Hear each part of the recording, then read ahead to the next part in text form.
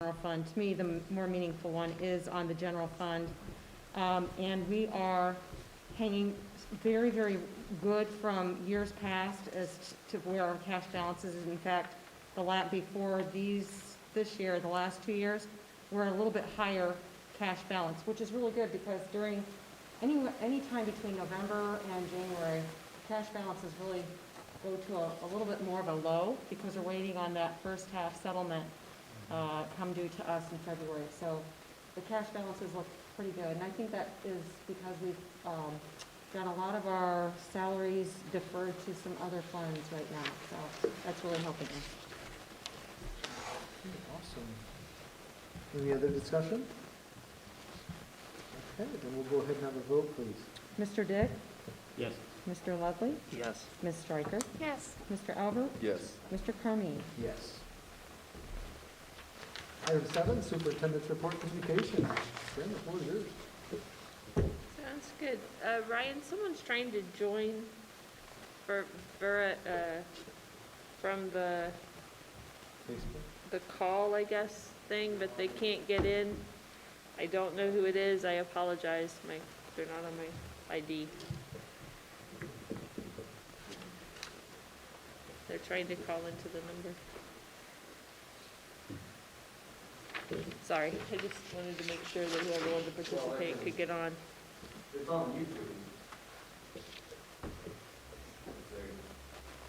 Okay. So reports and communications. The first big one is that we received a $128,000 remote learning grant. That's in partnership with Lakewood Local Schools and Byrne Union Local Schools. That's to offer professional development to our staff in the areas of teaching remotely, also engaging students, engaging families, and the mental health component is also built in, how we can serve our families when we can't be in person. So I think that's a great opportunity for our teachers. That will start taking place in January, and it is the course of 1 year. The other pieces, I think remote learning is going as well as it can. We're bringing in students that need extra supports, need interventions, maybe have to do some kinds of testing. We also have opened up tutoring after school or for families that are either in COLA or face-to-face. So if there's anything that a family needs with regard to help or support, they just need to contact their teacher or the building and they can set them up to get that kind of support. Our last day in session is Friday. And then we hope to return in person on January 4th. That's the ultimate goal. Again, we have meetings this week. Every Thursday, I think everyone knows that the county meets with the health department. That's all the schools. And we talk about our data. We talk about current status of the county, current situations. And then we have a task force here at Kenton that goes over our personal data. And that's led by Mindy Hensel, our school nurse, and our public health kind of person that is our COVID task manager. And that they'll meet on Friday.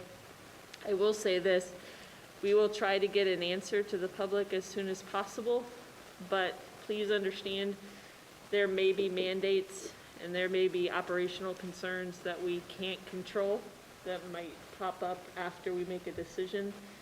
I just think I appreciate the public and our school community for being patient and understanding and flexible, because there's things that change every day. There's things that even change within a day, or new mandates that we're required to follow. So we'll give you the best answer we can, hopefully before everyone goes to break if possible. And then if something changes, we'll give you an update. But our goal is to go on the 4th if we're able to operate. That's all I have. Okay. Thank you. Item 8, board committee reports. Career Center is the only one we've got listed. Yeah. I got a couple of things here. Okay. So, just a construction project update. They had about 7 contractors attend the pre-bid meeting on the 19th of November. Gave the contractors the opportunity to campus and ask additional questions.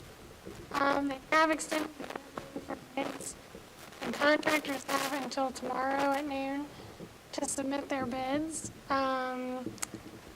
They did a veteran recognition. The construction students built custom American flags for each of the veterans on campus and then presented them to each veteran. And then applications are now open to all sophomores and juniors interested in a one-year credential program. Applications can be found on the website, ohiohighpoint.com/apply. And on there, students can explore career programs through the virtual tour, and there's photos and videos and other interactive elements. And that's everything I have. Okay, thank you for that. Item 9, no old business, so we'll move on to new business. Oh, no, we got to make a motion there. No, we don't, because we have old business, no old business. We'll move on to new business then. Personnel items, looks like we've got 4 medical leaves, 3 maternities, and 1 hire, and then we've got the approval list for substitutes, contingent on requirements, and 1 resignation there. Could I have a motion to accept? Stryker? Stryker, thank you. A second? Albert. Albert, thank you. Any discussion?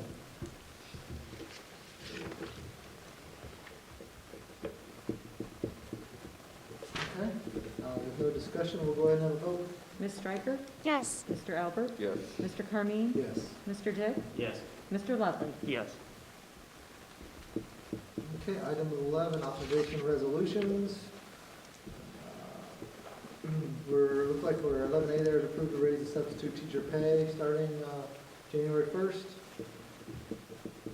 We're asking to approve a donation for the Hardin County, for the Hardin County players. Is that from the Hardin County players maybe?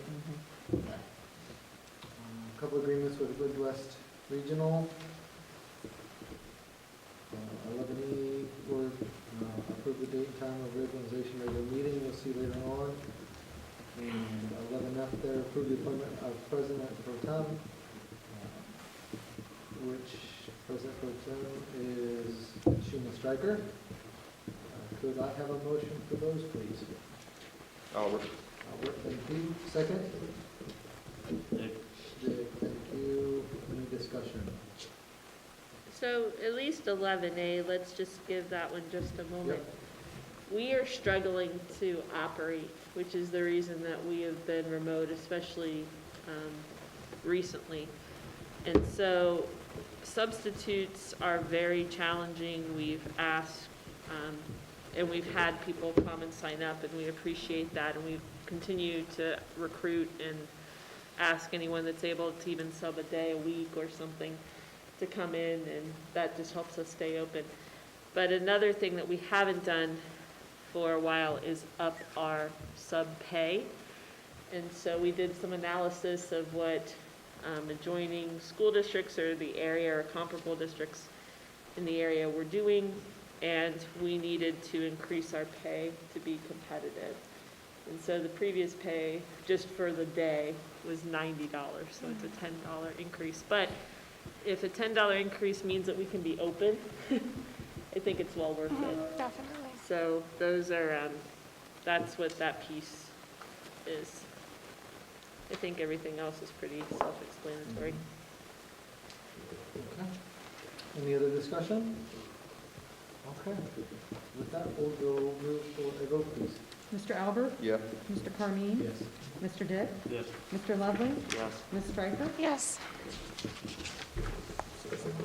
Item 12, approve a motion to go into executive session for the evaluation of superintendent and the treasurer. Albert. We need to make a motion for that. Okay, motion please. Albert.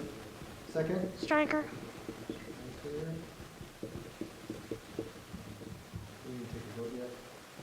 Yes. Okay, let's go ahead and take a vote. Mr. Carmine? Yes. Mr. Dick? Yes. Mr. Lovely? Yes. Ms. Stryker? Yes. Mr. Albert? Yes. Okay. Time into so that's gonna be 7:13. And then No action will no be action taken. will be taken. Item 13 is adjournment, again, also at 7:13. The next regular and the reorganizational Board of Education meeting will be held on January 11th, 2021 at 7 p.m.